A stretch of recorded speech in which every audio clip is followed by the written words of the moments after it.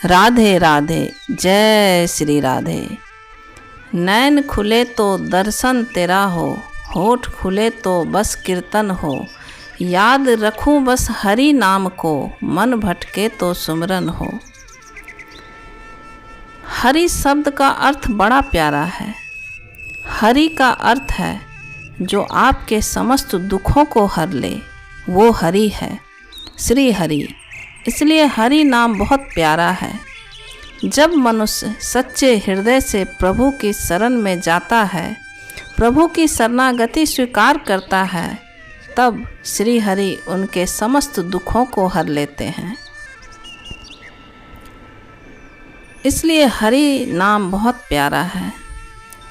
दुर्योधन ने श्री कृष्ण से नारायणी सेना मांगी और अर्जुन ने केवल श्री कृष्ण को मांगा। इस पर अर्जुन से कहा गया, हार तेरी निश्चित है, हरदम रहेगा तू उदास। माखन दुर्योधन ले गया, छाछ बची तेरे पास। इस पर अर्जुन ने कहा, जीत निश्चित है मेरी, दास न होए उदास। माखन है किस काम का, जब माखन चोर मेरे पास। एक और भगवान है, दूसरी ओर भगवान से प्राप्त संपत्ति है। दुर्योधन ने श्री कृष्ण से नारायणी सेना मांगी और अर्जुन ने नारायण को मांगा। और दुर्योधन ने नारायणी सेना पाकर भी कुछ भी न पाया। नारायणी सेना पाकर भी दुर्योधन हार गया, उसने अपना सब कुछ गंवा दिया। क्या है नारायणी सेना? आपके पास जो भी है, धन, बल, पद, प्रतिष्ठा, मकान, दुकान, इस लोक और परलोक के जितने भी सुख साधन हैं, वही तो है नारायणी सेना। जो भी मनुष्य इसके भरोसे चला वह डूब गया, सब पाकर भी खाली ही रहा। और जो भगवान के भरोसे रहा, जो श्री हरि के शरण में रहा, मानो वह नारायण कवच धारण कर लिया। उसने लोक परलोक दोनों को ही प्राप्त कर लिया, उसकी जीत सुनिश्चित है। इसलिए गीता में भगवान ने कहा है, मेरी शरण में आ जाओ। जो भी मेरी शरण में आता है, मैं उनका योगक्षेम वहन करता हूँ। पांडव धर्मपरायण थे और पूरी तरह श्री कृष्ण के शरणागत भी थे। इसलिए श्री कृष्ण ने उन्हें पग पग पर बचाया, उनका योगक्षेम वहन किया। इस बात का पता इस कहानी से चलता है। पुत्र वियोग में गांधारी रो रही थी, तड़प रही थी।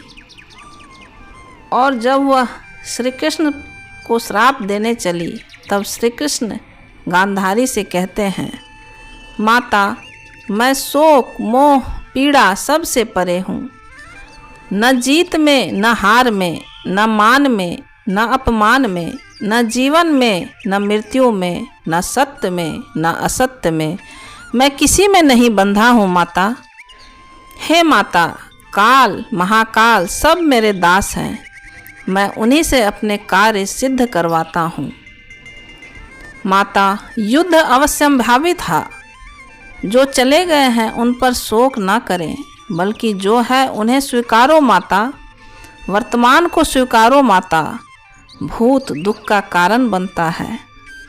श्री कृष्ण की बातें सुनकर गांधारी विलाप करते हुए बोली, हे कृष्ण, तुम ऐसा कह सकते हो क्योंकि तुम माँ नहीं हो। कृष्ण, तुम क्या जानो एक माँ की ममता, तुम क्या जानो पुत्र शोक की पीड़ा क्या होती है। तुम कहते हो मोह त्याग दो और ज्ञान की बातें बतलाते हो, तो जाओ कभी अपनी माता देवकी से पूछना कि पुत्र शोक क्या होता है। पूछना देवकी से कि कैसा लगता था जब कंस उसके कलेजे के टुकड़े की हत्या कर देता था।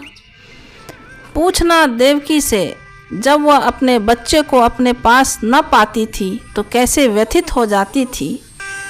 तब उनसे पूछना कि उस समय उनकी पीड़ा कैसी होती थी। ऐसा कहकर गांधारी धम से धरती पर गिर जाती है। फिर श्री कृष्ण गांधारी को संभालते हैं, उनकी आंखों से निकल रही अश्रुधारा को पोंछते हैं। गांधारी फिर रोते हुए रूंधे रूंधे कंठ से कहती है, हे कृष्ण, तुम्हारी माता ने तो 6 पुत्र को खोया है, परंतु मैं अपने 100 पुत्रों को खो चुकी हूँ। कृष्ण गांधारी को पुनः समझाते हुए कहते हैं, परंतु माता, कौरवों ने वही मार्ग चुना। मैंने तो बहुत प्रयास किया इसे रोकने का, लेकिन वह न माने। जिसमें उनका पतन निश्चित था, उन्होंने वही मार्ग चुना। मैं किसी के कर्म क्षेत्र पर तो अधिकार नहीं जमा सकता माते, कर्म का फल तो भोगना ही पड़ता है। गांधारी कृष्ण की तरफ अश्रुपूरित नेत्रों से देखते हुए बोली, ये कहना आसान है केशव, परंतु एक माता के लिए उसका पुत्र ही महत्वपूर्ण होता है। वह लायक है या नालायक, इसका माँ की ममता पर कोई प्रभाव नहीं पड़ता। जितना दुख उसे लायक पुत्रों के लिए होता है, उतना ही दुख उसे नालायक पुत्रों की मृत्यु पर भी होता है। लोग कहते हैं कि तुम आदि ब्रह्म हो, लेकिन हो तो पुरुष ही ना, कलेजा वज्र का ही रहेगा तुम्हारा। माता पार्वती देवी होते हुए भी अपने पुत्र गणेश का शोक सहन नहीं कर पाती हैं। मैं तो एक साधारण माँ हूँ कृष्ण। हे कृष्ण, कभी माँ बनकर देखना, तब तुम्हें पता चलेगा कि तुम्हारा गीता ज्ञान ममता के आगे कितना टिकता है। यदि मोह ममता अज्ञान का परिचायक है, तो तुमने इस मोह के संसार की रचना ही क्यों की कृष्ण? बना लेते अपने ज्ञानियों का संसार। क्या आवश्यकता थी मोह ममता के संसार को रचने की? तुम भी जानते हो, तुम्हारा ज्ञान निरस है, निर्जीव है, इतना यथार्थवादी है कि उससे संसार नहीं चल पाएगा। तभी तो तुम मोह ममता का सहारा लेते हो। इतने में वहाँ पांडव आ जाते हैं, जिन्हें कृष्ण इशारे से बाहर जाने का संकेत देते हैं, लेकिन युधिष्ठिर संकेत को समझ नहीं पाते हैं और गांधारी के पास आकर क्षमा मांगते हुए कहते हैं, बड़ी माँ, आप हमें क्षमा कर दें, हम आपके दोषी हैं, हम अपराधी हैं। हो सके तो हे माता, हमें क्षमा कर दो। युधिष्ठिर की वाणी सुनकर गांधारी और भी क्रोध में भर जाती है। उन्हें दुर्योधन की टूटी जंघा और दुशासन की छाती का लहू स्मरण होने लगता है। अब श्री कृष्ण समझ चुके थे कि गांधारी अब पुत्र शोक में पांडवों को श्राप दे देगी, इसलिए कृष्ण गांधारी का ध्यान पांडवों से हटाकर अपनी तरफ करने के लिए व्यंग करने लगते हैं और तेज स्वर में कहते हैं, हे माता, टूटना ही था उस जंघा को जिसने आपकी पुत्रवधू का अपमान किया था। उस छाती को चीरना आवश्यक था जिसने द्रौपदी को केसों से घसीटने की धृष्टता की थी। इन सब का विनाश आवश्यक था, अन्यथा इनके किए गए कृत्यों को मानव अपना आदर्श बना लेता, जिससे एक शिष्ट समाज की कल्पना भी नहीं की जा सकती थी। हे माता, जिन पर आप शोक कर रही हैं, वह शोक के लायक ही नहीं हैं।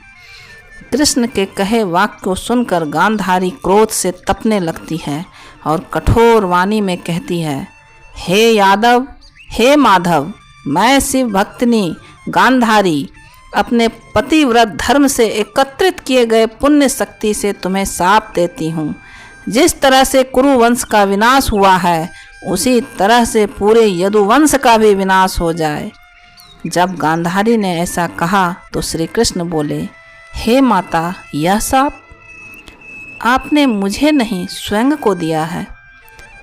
आप अभी अपने 100 पुत्र का पूर्णतः शोक मना भी नहीं पाई थी कि आपने अपने एक और पुत्र को शाप दे दिया। हे माता, क्या आप मेरा शव देख पाएंगी? माते, मुझे आपका शाप स्वीकार है, क्योंकि ना तो मेरी मृत्यु होती है और ना ही जन्म, ना ही मेरा इस शरीर से कोई प्रेम है। माते, आपका इस शरीर से प्रेम है और आपने शाप देकर स्वयं को फिर से दुख के सागर में डुबो दिया। श्री कृष्ण की बातें सुनकर गांधारी को अपने किए पर बहुत पश्चाताप हुआ और वो कहने लगी, हे गोविंद, कुरुवंश को नहीं बचा पाए मगर यदुवंश को ही बचा लो। मैं तुमसे भिक्षा मांगती हूँ, मुझसे भूल हो गई। हे माधव, अब मैं अपने और पुत्रों का सब नहीं देखना चाहती। श्री कृष्ण गांधारी से कहते हैं, हे माते, ना मैंने कुरुवंशियों के कर्म पर अपना प्रभाव जमाया और ना ही मैं यदुवंशियों के कर्म क्षेत्र पर अपना प्रभाव स्थापित करूँगा। यदुवंशी भी अपने कर्मों का भुगतान करेंगे जैसे कुरुवंशियों ने किया। हे माता, मैं किसी भी स्थिति में धर्म का त्याग नहीं कर सकता। इतना कहकर श्री कृष्ण चुप हो जाते हैं और गांधारी अश्रुपूरित नैनों से खड़ी रह जाती है। किसी ने क्या खूब लिखा है, तू कर ले हिसाब अपने हिसाब से, लेकिन ऊपर वाला लेगा हिसाब अपने हिसाब से। जिंदगी में हम कितने सही और कितने गलत हैं, ये सिर्फ दो ही शख्स जानते हैं, परमात्मा और आपकी अंतरात्मा। धन्यवाद।